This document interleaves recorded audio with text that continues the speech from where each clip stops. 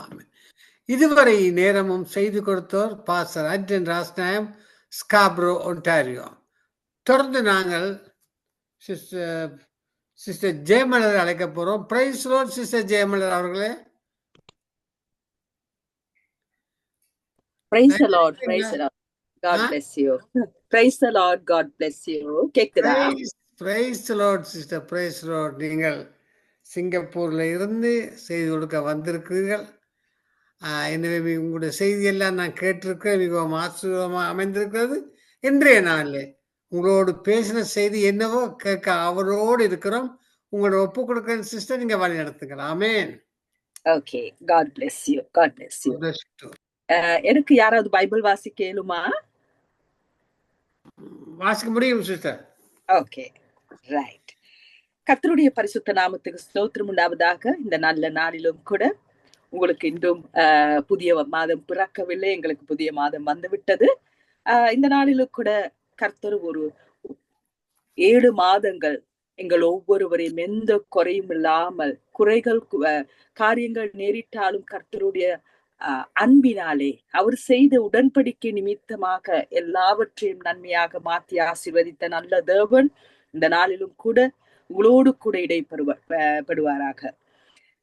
இந்த நாளில் கூட ஒரு ஆழமான சத்தியம் உங்களுக்கு இலகுவாக கத்து கொடுக்க வேண்டும். இந்த காரியத்தை நீங்க புரிந்து கொண்டால் முழு வேதாகமத்தையும் உங்களுக்கு வாசிக்கும் பொழுது கர்த்தருடைய இருதயம் என்னவென்று சொல்லி அறிந்து கொள்ள முடியும். எங்களுக்கு தெரியும், வேதாகமம் ஒரு உடன்படிக்கையின் புஸ்தகம். ஆகையினால தான் பழைய ஏற்பாட்டு, புதிய ஏற்பாடு. உண்மைக்கு சொன்னா பழைய உடன்படிக்கை, புதிய உடன்படிக்கை. இந்த உடன்படிக்கைகள் என்று சொல்லும் பொழுது 2 வகையிலான உடன்படிக்கைகள் உண்டு. தனிநபர் உடன்படிக்கைகள், இருநபர் உடன்படிக்கைகள். நாங்கள் வாழுகிற இந்த உலகத்துல கூட ஒவ்வொரு தேசங்களையும் இருநபர் உடன்படிக்கைகளை செய்கிறதை நாங்கள் பார்க்கின்றோம். தேசங்களாக இருக்கலாம், நாடுகளாக இருக்கலாம். இன்னொரு நாடோடு சேர்ந்து சட்ட திட்டங்களோடு, வாக்கு தத்தங்களோடு அவர்கள் உடன்படிக்கை செய்யலாம். இங்கே ஒரு உடன்படிக்கை ஒருவர் மீறினால் அந்த உடன்படிக்கை ரத்தாக போயிரும், கேன்சல் ஆகிரும். வேதாகமத்திலும் இருநபர் உடன்படிக்கைகளை எங்களுக்கு காணக்கூடியதாக இருக்கிறது. ஆதியாகம புஸ்தகத்தில் பார்க்கும் பொழுது தேவன் ஆதாமோட செய்த உடன்படிக்கை இருநபர் உடன்படிக்கையாக காணப்படுகிறது.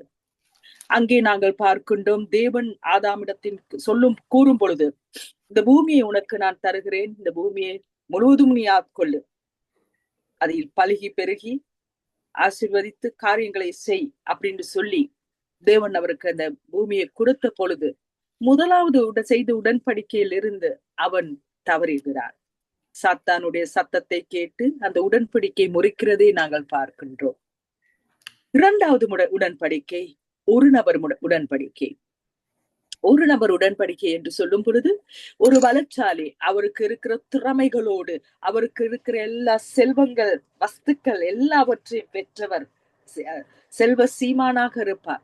அவர் ஒரு முடியாத, எதுவும் செய்யக்கூடாத ஒரு தாழ்மை நிலையில் இருக்கிறவர்களுக்கு செய்கிற உடன்படிக்கை. இயேசு கிறிஸ்து எங்களோடு செய்ததை போல் அது ஒரு நபர் உடன்படிக்கை. அதை உடன்படிக்கைக்கு உட்படுகிறவர்கள் அதை முறித்தாலும் உடன்படிக்கை செய்தவர் அதை தவறிடாமல் செய்கிறதை நாங்கள் காணலாம். இயேசு கிறிஸ்துவோ எங்களோடு ஒரு புதிய உடன்படிக்கை செய்து அந்த உடன்படிக்கைக்குள் எங்களை அழைத்து கொண்டு வந்து எல்லா ஆசீர்வாதங்கள் நாங்கள் தவறிவிட்டாலும் தேவன் தவறிடாமல் அந்த ஆசீர்வாதங்களை எங்களுக்கு கொடுக்கிறவராக காணப்படுகிறது. இங்கே நாங்கள் முதலாவது இந்த உடன்படிக்கைகள் கண்டிஷனல் அண்ட் அன்கண்டிஷனல். இருநபர் உடன்படிக்கை கண்டிஷனல், ஆனா ஒரு நபர் உடன்படிக்கை அன்கண்டிஷனல். அதனால தான் நாங்கள் தவறு செய்தாலும் இயேசு கிறிஸ்து இடத்தில் வரும் பொழுது மன்னிப்பை கொடுத்து எங்களை ஏற்றுக்கொண்டு அவர் சொன்ன வார்த்தைகளை அவர் நிறைவேற்றுகிற தேவனாக இருக்கின்றார். சரியா? இங்கே நாங்கள் முதலாவது ஆதாம் செய்த உடன்படிக்கையும் அவர் அதில் மீறின காரியங்களை நாங்கள் பார்க்க போகின்றோம். ஆதியாகமம் 2ஆம் அதிகாரம் 15ஆம் வசனத்திலிருந்து 17ஆம் வசனம் வரைக்கும் வாசிக்கிறதை நாங்க நிதானமாக கவனித்து கேட்போம். ஆமென். ஆதியாகமம் 2ஆம் அதிகாரம் 15ஆம் வசனம், பக்கம் பழைய ஏற்பாடு 3. தேவனாய கர்த்தர் மனுஷனை ஏதேன் தோட்டத்தில் அழைத்துக் கொண்டு வந்து அதை பண்படுத்தவும் காக்கவும் வைத்தார். தேவனாய கர்த்தர் மனுஷனை நோக்கி, நீ தோட்டத்தில் உள்ள சகல விருட்சத்தின் கனியையும் புசிக்கவே புசிக்கலாம், ஆனாலும் நன்மை தீமை அறியத்தக்க விருட்சத்தின் கனியை புசிக்க வேண்டாம், அதை புசிக்கும் நாளில் சாகவே சாவாய் என்று கட்டளையிட்டார். பின்பு இங்கே சரி வாசிங்க. பின்பு தேவனாகிய கர்த்தர், மனுஷன் தனிமையா இருப்பது நல்லதல்ல, ஏற்ற துணையை அவனுக்கு உண்டாக்குவேன் என்றார். ஓகே, இங்கே தயவு செய்து எனக்கு 4வது 5வது 6வது வசனங்களை வாசிக்க முடியுமா? அதே அதிகாரத்தில் 4, 5, 6. ஆமென். ஆமா. தேவனாகிய கர்த்தர் பூமியையும் வானத்தையும் உண்டாக்கின நாளிலே வானமும் பூமியும் சிருஷ்டிக்கப்பட்ட வரலாறு இவைகளே. நிலத்தினுடைய சகலவித செடிகளும் பூமியின் மேல் இன்னும் உண்டாக்கவில்லை, நிலத்தினுடைய சகலவித பூண்டுகளும் இன்னும் முளைக்கவில்லை, ஏனெனில் தேவனாகிய கர்த்தர் பூமியின் மேல் இன்னும் மழையை பெய்ய பண்ணவில்லை, நிலத்தை பண்படுத்த மனுஷரும் இருந்ததில்லை. அப்பொழுது சரி வாசிங்க. அப்பொழுது மூடுபனி பூமியிலிருந்து எழும்பி பூமி எல்லாம் நனைத்தது. இது கொஞ்சம் நாங்கள் ஆழமாக சிந்தித்து பார்ப்போமா? இங்கே நாங்கள் பார்க்கின்றோம், 2 நபர் உடன்படிக்கையை தேவன் ஆதாமோடு செய்கிறதை நாங்கள் காணக்கூடியதாக இருக்கிறது. தேவன் ஆதாமுக்கு சொன்ன கொடுத்த வாக்கு தத்துவம், நீ இந்த பூமி உனக்கு கொடுக்கப்படும், அதை பண்படுத்தவும் பயன்படுத்துவன். யோசித்து பாருங்கள், அங்கே ஆதாம் மாத்திரம்தான் அங்கே காணப்படுகிறான். அங்க எதுக்காக பாதுகாக்கணும்? அவன் எதுக்காக அதை அதுல இருக்கிற காரியங்களை, செடி கொடிகளை வளர்த்து காரியங்களை செய்ய வேண்டியது? அப்பொழுது ஆண்டவர் சொல்லுகிறார் இந்த 2ஆம் வசனத்தில், அப்பொழுதுதான் பூமியில் இருந்து மூடுபனி வந்து பூமியை நனைத்தது. யோசித்து பாருங்கள், அங்கே ஆதாமுக்கு அந்த தோட்டத்தை பண்படுத்துவதற்கான ஆயுதங்களும் ஒன்றுமே இருக்கவில்லை. அவன் தனி மனிதனாக இருந்தான். அந்த தோட்டத்தை பாதுகாக்கிறதுக்கு யோசித்து பாருங்கள், அங்கே அப்பொழுது சாத்தானுடைய ஒரு கிரியும் இருக்கவில்லை, ஒன்றுமே இருக்கவில்லை. ஆனாலும் தேவன் கூறுகிறார், நீ அந்த இடத்தை நீ பாதுகாக்க வேண்டும்.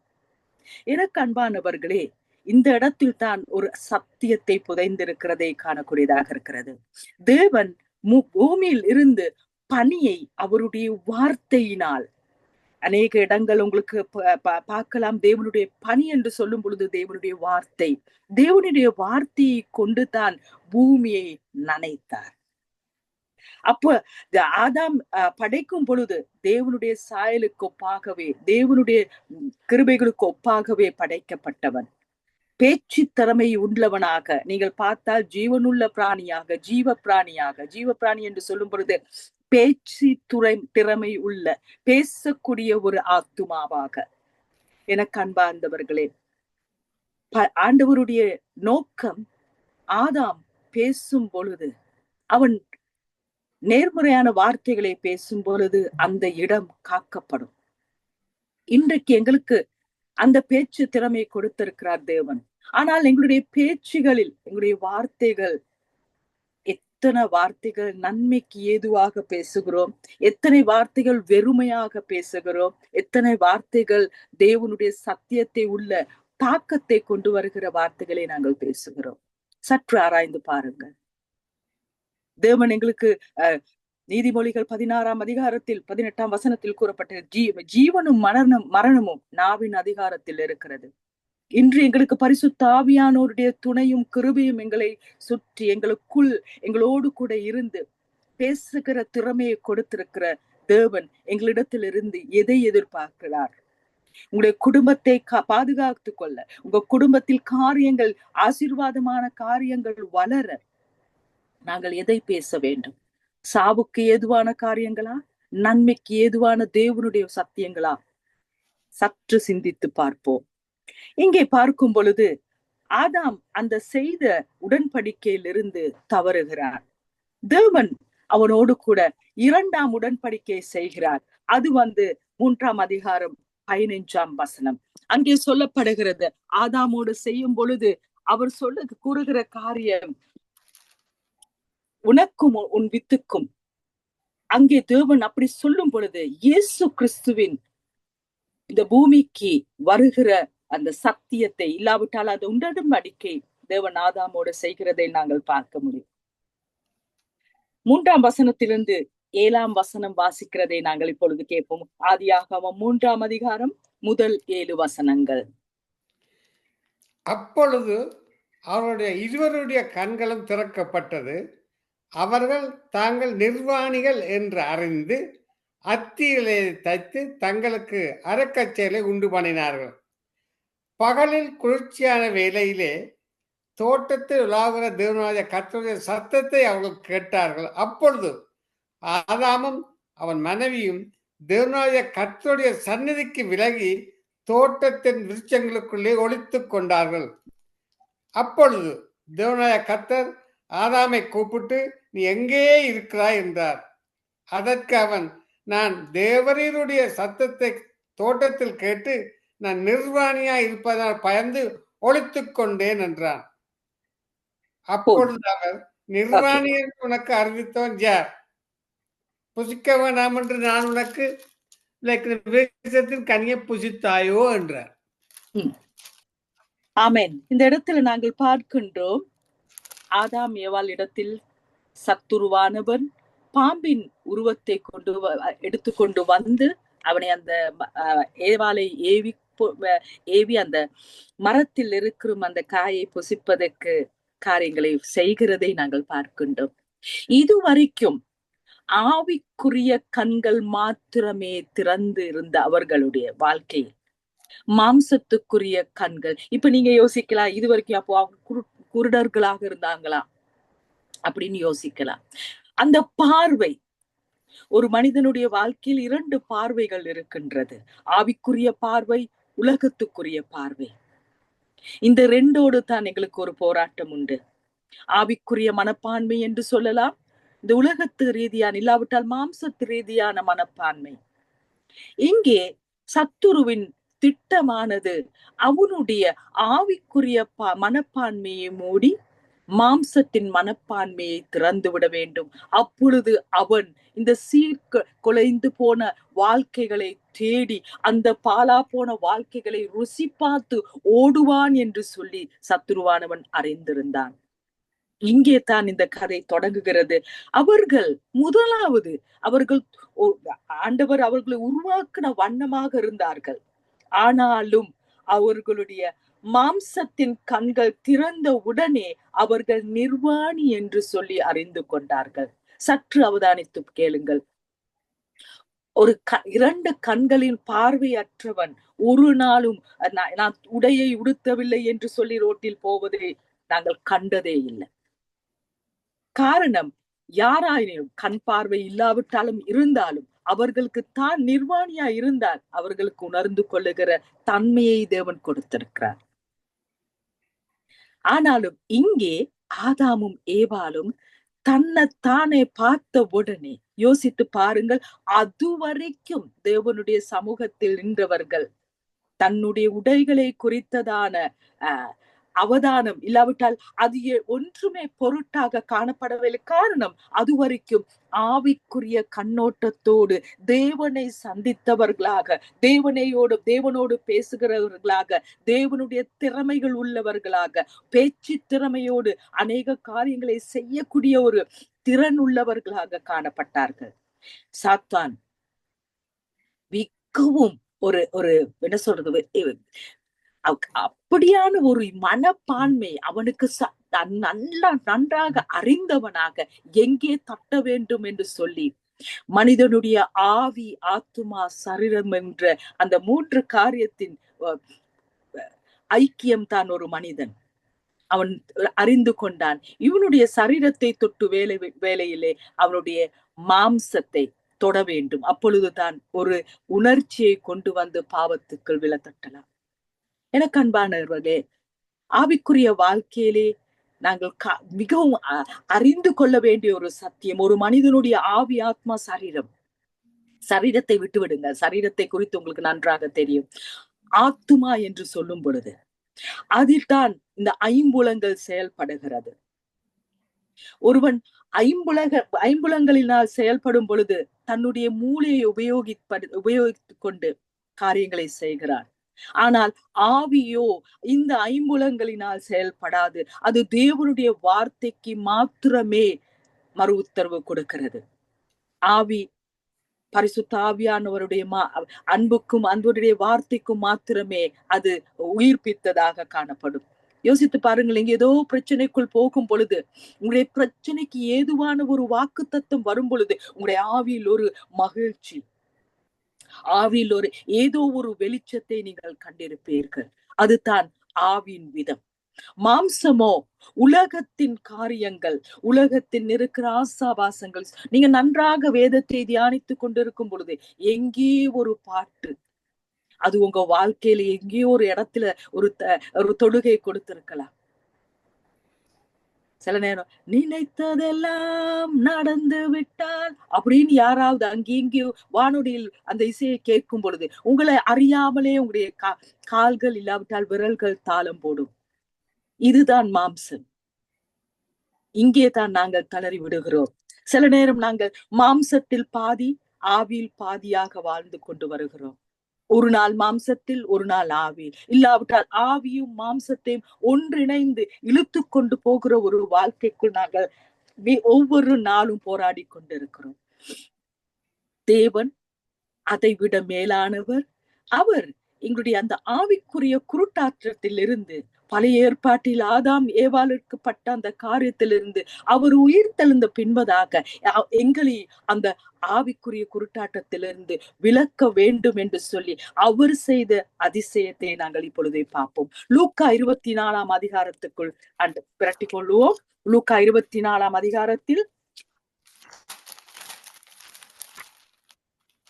லூக்கா 24 அதிகாரம் 24 அதிகாரத்தில் நாங்கள் பார்க்கின்ற எம்மாவூர் சீடர்கள் 2 பேர் போகும் பொழுது அங்கே இயேசு கிறிஸ்துவை அவர்கள் சந்திக்கிறார்கள்.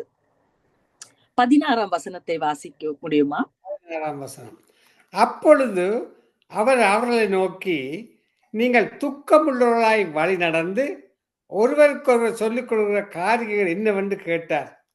அவர்கள் ஒருவனாகிய கிளேயோப்பா என்பவன் பிரதியுத்தரமாக, இந்நாட்களில் 16 ஆனாலும் அவர் அறியாதபடிக்கு அவருடைய கண்கள் மறைக்கப்பட்டிருந்தது. என்ன பட்டிருந்த? அவங்களுடைய கண்கள் மறைக்கப்பட்டிருந்துச்சு.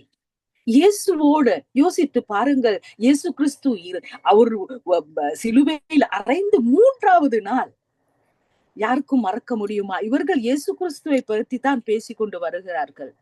இந்த அதிகாரத்தை நாங்கள் பல தடவை வாசித்திருக்கலாம். எம்மாவூஸ் அப்படின்னு சொல்லுகிறதுக்கு அர்த்தம் குருட்டாட்டத்தின் ஜனங்கள், பார்வையை இருந்தாலும் பார்க்க முடியாத கட்டப்பட்ட ஜனங்கள். அதுதான் அந்த பேரின் அர்த்தம். இவர்கள் தன்னோடு கூட இருந்த அற்புதங்கள், அதிசயங்களை செய்த அந்த அவர்களுடைய கண்கள் கட்டப்பட்டதாக காணப்பட்டது.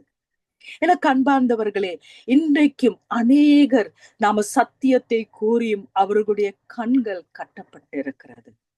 எங்களுடைய இந்த புதிய மாதத்தில் எங்களுடைய ஜெபமாக இருக்க வேண்டியது, தெய்வமே இயேசுவே எங்களுடைய கண்களை, ஆவிக்குரிய கண்களை திறந்தருளும். கட்டப்பட்ட கண்கள் அவிழ்க்கப்படட்டும் ஆண்டவரே.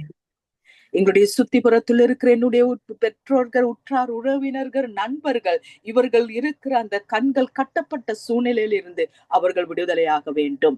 இங்கே பாருங்கள், இயேசு அவர்களோடு நடக்கும் பொழுது அவர்களுடைய பார்வையை அவர்கள் கட்டப்பட்டவர்களாக இருந்தாலும் தேவன் அவர்களோடு கூட இருந்து அவர்களுக்கு மெதுவாக அவருடைய சத்தியத்தை அறிவிக்கிறதை நாங்கள் பார்க்கலாம்.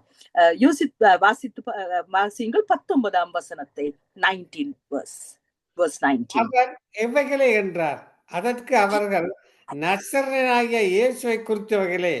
அவர் தேவனுக்கு முன்பாகவும் ஜனங்கள் எல்லோருக்கும் முன்பாகவும் செய்கையிலும் வாக்கிலும் வல்லமையிலும் தீர்க்கதரிசியாயிருந்தார்.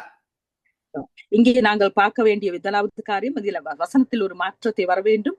பேச்சிலும் வாக்கிலும். முதலாவது நாங்க பேசுகிற காரியங்கள், அது பேசுற பிறகுதான் அது நடைமுறைக்கே வரும். என்னுடைய வாழ்க்கையிலும் நாங்க பேசுகிற காரியத்தை நாங்கள் எங்களுடைய நடைமுறை வாழ்க்கைக்குள் காண வேண்டியதாக இருக்கிறது. அப்படியாக இருக்கும் பொழுது 26ஆம் வசனத்திலிருந்து 28ஆம் வசனம் வரைக்கும் நீங்க வாசித்து விதமாக பாடுபடவும் தமது மகிமேல் பிரவேசிக்கவும் வேண்டியதில்லையா என்று சொல்லி மோசே முதலிய சகல தீர்க்கதரிசிகளும் எழுதின வேத வாக்கியங்கள் எல்லாவற்றிலும் தம்மை குறித்து சொல்லியவைகளை அவ்வேறத்தை காண்பித்தார். அத்தருணத்தில் தாங்கள் போகிற கிராமத்துக்கு சமீபமானார்கள். அப்பொழுது அவர் அப்புறம் போறவர்கள் காண்பித்தார். 27ஆம் வசனம் அவர்கள் அவர்களை நோக்கி, நீர் எங்களுடனே தங்கியிரும், சாயங்காலமாயிற்று, பொழுதும் போயிற்று என்று அவரை வருந்தி கேட்டுக்கொண்டார்கள். அப்பொழுது அவர் அவர்களுடைய தங்கும்படி உள்ளே போனார். 27ஆம் வசனத்துல இங்கே தான் தேவன் எவ்வாறாக அங்கே ஏதேன் தோட்டத்தில் ஆதாம் ஏவாளுடைய ஆவிக்குரிய கண்களை மூடி மாம்சத்தின் கண்களை திறந்தானோ, அந்த காரியத்தை முறியடிக்கும்படியாக தேவனுடைய புதிய உடன்படிக்கைக்குள் இருக்கிற உங்களுடைய வாழ்க்கையில அந்த ஆவிக்குரிய கண்களை துறந்து மாம்சத்துக்குரிய கண்களை மூடத்தக்கதான செய்தியை அங்கே வைத்திருக்கிறார். 27ஆம் வசனத்தில் அங்கே கூறப்படுகிறது, மோசே நாட்களில் தொடங்கி, மோசே எழுதின முதலாவது புஸ்தகம் ஆதியாகமம். ஆதியாகமத்தில் இருந்து கடைசி புஸ்தகமாகிய மல்கியா புஸ்தகம் வரைக்கும் இயேசு கிறிஸ்து அங்கே எழுதப்பட்டிருந்த ஒவ்வொரு வாக்கு தத்தங்களையும் வார்த்தைகளும் அவரோ அந்த 2 பேரோடு பேசி காரியங்களை அவர் புரிய செய்கிறார். அங்கே 30வது வசனத்தை வாசிங்கள். அவர்களோடு அவர் பந்தி இருக்கையில் அவர் அப்பத்தை எடுத்து ஆசீர்வதித்து அதை பிட்டு அவர்களுக்கு கொடுத்தார். அப்பொழுது அவர்களுடைய கண்கள் திறக்கப்பட்டு அவரை அறிந்தார்கள். உடனே அவர் அவர்களுக்கு மறைந்து போனார். ஆமென், ஆமென். அங்கே நாங்கள் பார்க்கின்றோம், இயேசு கிறிஸ்து சத்தியத்தை அவர்களுக்கு அறிவித்து அப்பம் பிற்று அங்கே நாங்கள் பார்க்கணும். அந்த புதிய உடன்படிக்கை அங்கே நிறைவேற்றும் பொழுது அவருடைய ஆவிக்குரிய கண்கள் திறக்கப்பட்டது. ஆமென். எவ்வளவு பெரிய ஒரு காரியத்தை இயேசு கிறிஸ்து எங்களுக்காக செய்திருக்கின்றார். எனக்கு அன்பானவர்களே, வேதத்தை வாசிக்கக்குள்ள அந்த வார்த்தைகளில் இருக்கும் வெளிச்சம் எங்க வாழ்க்கையில் வீச, அவருடைய ஆழமான சத்தியங்கள் மாத்திரமே ஆவிக்குரிய ஒரு புத்துணர்ச்சியை கொண்டு வந்து, புது பலத்தை கொண்டு வந்து, எங்களை மாம்சத்துக்குரிய காரியங்களையும் பாராமல் தேவனுடைய ஆழமான காரியங்கள், ஒரு பிரச்சனை எங்கள் வாழ்க்கையில் வரும் பொழுது நாங்க அந்த பிரச்சனையை கொண்டு வருகிற நபரோடு சண்டையிடுகிறோம். பேசாமல், மன்னிக்க முடியாம தன்மைகளோடு, வேதனையோடு, அவர்களோடு முகம் பார்க்க முடியாமல் ஏதோ கசப்புகளோடு, வைராக்கியங்களோடு நாங்கள் காணப்படுகிறோம். உண்மையான காரணம் அந்த நபர் அல்ல. அந்த நபருடைய வாழ்க்கையோடு இருந்து செயல்படுகிற சத்துருவின் சித்தங்களை நாங்கள் அறியாதவர்களாக காணப்படுகிறோம். காரணம், நாங்கள் மாம்சத்துரிய கண்ணோட்டத்தோட சாத்தானுடைய போராட்டமே ஒவ்வொரு நாளும் எங்களுடைய ஆவிக்குரிய கண்களை மூட வேண்டும். நாம வேதத்தை வாசிப்பதையும் வேதத்தை கேட்பதையும் தியானிப்பதையும் எப்படியாக பலவீனத்துக்குள் கொண்டு தள்ள வேண்டும். அப்பொழுதுதான் இந்த உலகத்தின் ஆசாபாசங்கள், உங்களுக்கு தெரியும், இந்த உலகம் எங்களை கவர்ந்து கொள்ளும்படியாக கொண்டு வருகிற காரியங்களோ அப்பப்பா சொல்லவே கூடாது. அவ்வளோ காரியங்கள், அவ்வளோ காரியங்களை கொண்டு வந்து எங்களுடைய ஆவிக்குரிய வாழ்க்கை யாருக்கிட்டையாவது கேட்டா ஏதோ ஒரு காரியம் இருக்கிறது, ஏதோ ஒரு விசேஷத்தை நாங்கள் போட்டிருக்கிறோம். எப்ப போட்டிருக்கீங்க? ஞாயிற்றுக்கிழமை. ஏதாவது ஒரு ஃபங்க்ஷன் எப்ப போட்டிருக்கீங்க? ஞாயிற்றுக்கிழமை. அதுதான் நாங்க ஆராதனைக்கு போகிற நாள். இல்லாவிட்டால் உங்களுடைய ஜெப நேரம், வேத வாசிப்பின் நேரம் வந்த உடனே நாங்கள் உபவாசத்தோடு இருக்கும் பொழுது எங்கேயோ மீன் பொரியல் வாசம் எங்களுடைய உபவாசத்தை எப்படி ஒரு சவாலுக்கு தள்ளும். இந்த உலகமோ நாங்க வேதத்தை எடுத்துக்கொண்டு வாசிக்க வேண்டும் என்று சொல்லி அமரும் பொழுது அப்பொழுதுதான் ஒரு போன் ரிங் ஆகும். அப்ப பார்த்தா உங்களுக்கு வேண்டியவங்க அப்பதான் கால் பண்றாங்க. யோசித்து பாருங்க. எத்தனையோ பாடுகள், எத்தனையோ காரியங்கள். எங்களுடைய ஆவிக்குரிய ஜீவியத்தில் இருக்கிற போராட்டம். மற்றதுதான் எங்களுடைய மாம்சத்தில் இருக்கிற கோபங்கள், வைராக்கியங்கள், கசப்பு. மனிதனோடு இருக்கிறதான முதலாவது காரியம் இதுதான். கசப்பு, வைராக்கியங்கள், பேசக்கூடாது, கொடுக்க முடியாத தன்மைகள். நாங்களோ அப்படியாகவே இருந்து அந்த கசப்பின் வேர்கள் எங்களுடைய உள்ளத்துக்குள் முழு சரீரத்தையும் ஆட்கொண்டு நாங்களோ தேவனை தரிசிக்க முடியாதவர்களாக, ஆவியில் சுகவீனம் இருக்கிறவர்களா, பலவீனம் இருக்கிறவர்களாக, ஏதோ ஒரு நோயை பிடிப்பட்டவர்களாக வாழுகின்றோம். இன்றைக்கு எனக்கு அன்பானவர்களே, உங்களோடு நான் கூட போகிற இந்த ரகசியத்தை, நான் உங்களோடு பகிர்ந்து கொண்ட இந்த ஆழமான சத்தியத்தை, இது மிகவும் பெரிதான ஒரு காரியம். ஆனால் இலகுவாக உங்களுக்கு புரிந்து கொள்ள முடிந்த அளவுக்கு ஒரு ரகசியத்தை ஆவிக்குரிய நான் உங்களுக்கு முன்பதாக வைத்திருக்கின்றேன். நீங்கள் தியானித்து பார்த்தால், இந்த வசனங்களை நீங்கள் ஆழமாக சிந்திக்க தொடங்கினால், இந்த வேதாகமத்தில் இருக்கிற அடிப்படையான சத்தியம், உடன்படிக்கையின் தேவன் எங்களோடு செய்த அந்த 2 உடன்படிக்கைகள் இருந்து, அவர் முதலாவது 2 நபர் உடன்படிக்கையிலிருந்து அது எங்களால தாங்க முடியாது என்று சொல்லி 1 நபர் உடன்படிக்கையை செய்து புதிய ஏற்பாட்டில் எங்களுக்காக பரிசுத்த ஆவியானவரும் கொடுத்து, ஆவி ஆத்மா சரத்தில் இருந்த அந்த குருட்டாட்டத்தில் எங்களை மீட்டு கொண்டு எங்களுக்கு எவ்வளோ காரியங்களை செய்திருக்கின்றார். எனக்கு அன்பார்ந்தவர்கள், இந்த செய்தியை கேட்கிற ஒவ்வொருவர் மேல் தேவனுடைய இந்த வெளிப்பாடு ஒலிக்க வேண்டும் என்று என்னுடைய வாஞ்சை. நாங்கள் ஜெபித்து ஆண்டவருக்கு சொல்லுவோம், கர்த்தாவே, எங்களுடைய ஆவிக்குரிய கண்கள் ஒரு நாளில் அல்ல, ஒவ்வொரு நாளும் ஆண்டவரே உம்முடைய வார்த்தையின் ஆழங்களோடு எங்களை ஆண்டவரே நீர் தொட்டு ஆண்டவரே அந்த வெளிப்பாடுகளோடு ஆவிக்குரிய கண்கள் திறக்கப்பட்டவர்களாக வாழ எங்களுக்கு உதவி செய்யுங்க. ஏதோ நாங்கள் எப்பயோ ஒரு நாள் ஆவிக்குரிய கண்கள் ரட்சிக்கப்பட்ட அந்நாளில் ஏதோ ஒரு தேவனுடைய ஒரு சமூகத்தில் இருக்கும் பொழுது நடந்து ஒரு சம்பவத்தினால் அந்த பூனைக்குட்டிகள் பிறக்கும் பொழுது அவருடைய கண்கள் எப்படி திறந்திருக்கும், ஒரு பாதி பார்வையில் நாங்க இருந்து கொண்டு ஆவிக்குரிய எல்லா வெளிப்பாடுகளையும் நாங்கள் பெற்றுக்கொள்ள எத்தனிக்கிறோம்.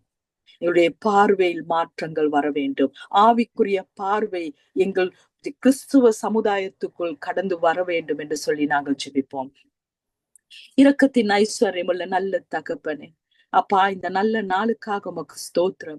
ஆண்டவரே, புதிய மாதத்துக்குள் வந்து ஆண்டவரே உம்முடைய ஆவிக்குரிய கண்கள் துறக்கப்பட்டவர்களாக, ஆவிக்குரிய கண்கள் துறக்கும் பொழுது ஆவிக்குரிய செவிகள், ஆவிக்குரிய சிந்தனைகள், ஆவிக்குரிய பேச்சு, ஆவிக்குரிய காரியங்கள் எங்களோடாக நீங்கள் ஆண்டவரே அப்பா பிறக்க செய்வீராக. எங்களை மாத்தும், எங்களோடு கூட இடைப்படும் ஆண்டவரே. இந்த சத்தத்தை கேட்கிற ஒவ்வொருவரும் ஆண்டவரே ஆவியானவருடைய வெளிப்பாட்டோடு ஆண்டவரே ஆவியானவர்னால் திறக்கப்பட்ட புதிய உடன்படிக்கை ஆண்டவரே அந்த ஆவிக்குரிய பார்வையோடு ஜீவிக்க ஒவ்வொருவருக்கும் கர்த்தர் துணை செய்வீராக. இயேசுவின் ஈரேற்ற நாமத்தில் ஜெபம் வேண்டி நிற்கிறேன் நல்ல பிதாவே, ஆமேன். ஆமேன், ஆமேன். அருமையான ஒரு செய்தி, ஆழமான ஒரு சத்தியம் கற்றுக்கொண்டோம். கர்த்தருக்கு ஸ்தோத்திரம். அதாவது ஆவிக்குரிய பார்வை, உலகத்துக்குரிய பார்வை என்ற இது தலைப்பிலே பழைய ஏற்பாட்டு 2ஆம் அதிகாரம் 3ஆம் அதிகாரம் வசனங்களை நீங்கள் லூக்கா 24 கொண்டு வந்து 16ஆம் அதிகாரத்தை தொடுத்திருக்கிறீர்கள்.